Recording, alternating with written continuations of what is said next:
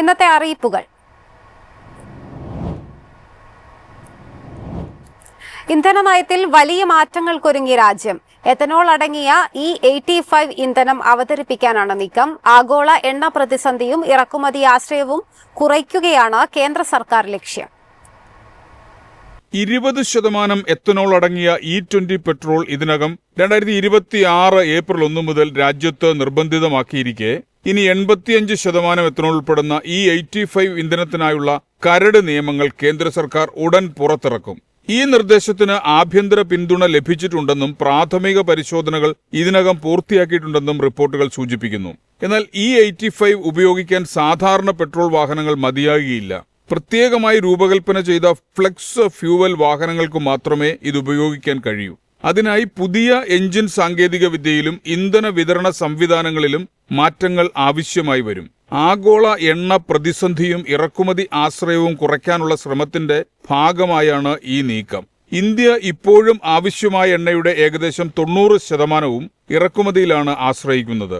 കരിമ്പ്, ചോളം തുടങ്ങിയവയിൽ നിന്ന് നിർമ്മിക്കുന്ന എത്തനോൾ പരിസ്ഥിതി സൗഹൃദവും പുനരുപയോഗിക്കാവുന്നതുമായ ഇന്ധനമായതിനാൽ ഇത് ഭാവിയിലെ പ്രധാന വഴിയാകുമെന്ന് സർക്കാർ വിലയിരുത്തുന്നു. E85 ഇന്ധനം അടുത്ത 2 വർഷത്തിനുള്ളിൽ വിപണിയിലെത്തുമെന്നാണ് പുറത്തുവരുന്ന റിപ്പോർട്ടുകൾ. News desk Myfin TV.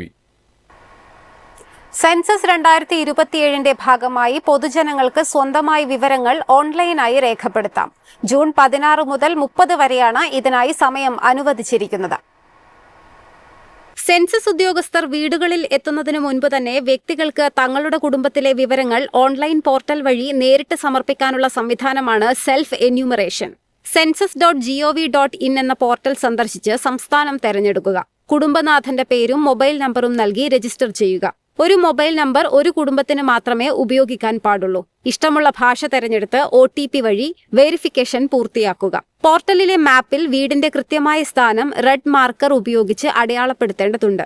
സെൻസസുമായി ബന്ധപ്പെട്ട ചോദ്യങ്ങൾക്ക് മറുപടി നൽകി വിവരങ്ങൾ പരിശോധിച്ച ശേഷം ഫൈനൽ സബ്മിറ്റ് നൽകുക. വിവരങ്ങൾ വിജയകരമായി നൽകിക്കഴിഞ്ഞാൽ H എന്ന് തുടങ്ങുന്ന 11 അക്ക സെൽഫ് എന്യൂമറേഷൻ ID ലഭിക്കും. സെൻസസ് ഉദ്യോഗസ്ഥർ പിന്നീട് വീട് സന്ദർശിക്കുമ്പോൾ ഈ ID കൈമാറിയാൽ മതിയാകും. ഇതോടെ വിവരങ്ങൾ ഡിജിറ്റലായി സ്ഥിരീകരിക്കപ്പെടും. ജൂൺ 30-നകം വിവരങ്ങൾ സമർപ്പിക്കാത്തവർക്ക് സെൽഫ് എന്യൂമറേഷൻ പൂർത്തിയാക്കാൻ കഴിയില്ല. അങ്ങനെയുള്ളവരുടെ വിവരങ്ങൾ ഉദ്യോഗസ്ഥർ നേരിട്ട് ശേഖരിക്കും. News desk Myfin TV. Medisep വഴി ചികിത്സ തേടിയവരിൽ 1.25 ലക്ഷത്തോളം പേരുടെ ക്ലെയിമുകൾ നിരസിച്ചെന്ന ആരോപണം. നിസാര ക്ലെയിം അനുവദിച്ച കേസുകൾ ഉയർന്ന ക്ലെയിം അനുവദിച്ച കേസുകളുടെ പട്ടികയിൽപ്പെടുത്തി ഇൻഷുറൻസ് കമ്പനികൾ സർക്കാരിനെ തെറ്റിദ്ധരിപ്പിക്കുന്നുവെന്നും റിപ്പോർട്ട്. സർക്കാർ ജീവനക്കാരുടെയും പെൻഷൻകാരുടെയും വിഹിതം ഉപയോഗിച്ച് നടപ്പാക്കുന്ന മെഡിസപ്പ് പദ്ധതിയിൽ ചൂഷണം രൂക്ഷമെന്ന് തെളിയിക്കുന്നതാണ് പുറത്തുവരുന്ന റിപ്പോർട്ടുകൾ. പദ്ധതി പ്രകാരം ചികിത്സാ ഇൻഷുറൻസ് തേടിയവരിൽ 1.25 ലക്ഷത്തോളം പേരുടെ ക്ലെയിമുകൾ ഇതുവരെ നിരസിച്ചെന്നാണ് ഔദ്യോഗിക കണക്കുകൾ വ്യക്തമാക്കുന്നത്. മൊത്തം തുക ഏകദേശം 100 കോടി രൂപ വരും. വളരെ ചെറിയ തുക മാത്രം ക്ലെയിം അനുവദിച്ച കേസുകൾ ഇതിലേറെയാണ്. ഇവ ക്ലെയിം അനുവദിച്ച കേസുകളുടെ പട്ടികയിൽപ്പെടുത്തി ഉയർന്ന ക്ലെയിം നിരക്കാണെന്ന് സർക്കാരിനെ തെറ്റിദ്ധരിപ്പിക്കുകയാണ് ഇൻഷുറൻസ് കമ്പനിയും അവർക്ക് കീഴിലെ തേർഡ് പാർട്ടി അഡ്മിനിസ്ട്രേഷൻ കമ്പനികളും. മെഡിസപ്പ് 2ാം ഘട്ടത്തിലും പല ആശുപത്രികളും വൻതുക ഈടാക്കുന്ന രീതി തുടരുകയാണ്.